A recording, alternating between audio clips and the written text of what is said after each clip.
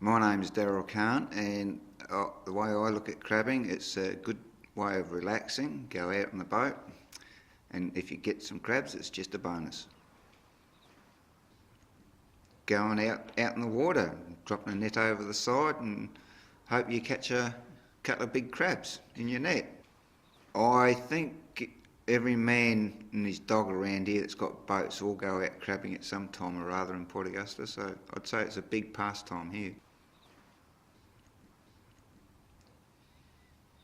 Well, the best time is everyone seems to leave in the morning, but I find the best time is when you're out there. Well, most of your locals all go down to the powerhouse and they do their crabbing out the front of the old powerhouse. A lot of the shack owners, they'll go just out from the shacks along all the sandbanks and on the edge of the channels and that along down the Gulf. When I go where I've seen them.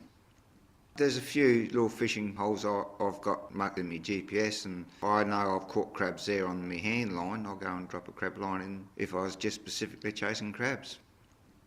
Well, the wife and I have always found whiting skeletons and snook skeletons, anything that's got a strong smell to them. The stronger smelling fish, snapper, snook, tommies, or basically any strong smelling fish.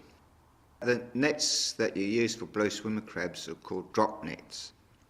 They've got two rings, one slightly bigger than the other, and the net goes in between them. And the idea is when you put your bait in the middle of the net, drop it down to the bottom, you wait a few minutes. The first two or 3 feet of pulling the rope up, you want to get it up as quick as possible to raise that top loop higher than the bottom one, otherwise blue swimmer crab will swim away.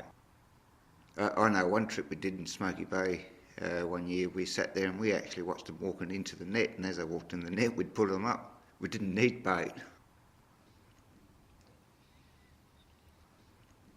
We take an esky in that's full of ice. We top it up with salt water because the salt water drops the temperature of the ice even further, and crabs don't survive very long in freezing cold water. By the time we get home, they're dead and ready to cook. Oh, the wife and I found the best way to cook a crab is when he's dead. Otherwise, he just chucks his legs, and they just automatically drop their claws or their legs, or they just seem to drop off for some reason if you cook them while they're alive. We always cook our crabs. We only cook our crabs in salt water, the same water we got it out of, and the same goes for fresh water. If you catch it in a dam, cook it in that dam water. It makes no difference. It's got to be cooked in the same water. Tastes better. What we do is we just get our water and bring it up to the boil. Once the water's to the boil, we drop the crabs in, that come back up to the boil again, and leave them in for about 8 minutes. Some people say less, but we find longer the better. The meat tends to pull away from the bone a little bit better, and it's a bit firmer. We clean them in salty water. Straight after they've been in the cooker, we drop them into freezing cold water again. Some people say it makes the meat shrivel away from the bone. There's a little V thing underneath their belly, and you pull that out and you rip the top cage off and clean all the rubbish that's inside loose out of it. And you got to take the little fingers off, or what they call fingers, off around that opening, and they're all ready then. I love eating crabs, but crabs don't like me too well. The doctor keeps on warning me off it because it's high in cholesterol.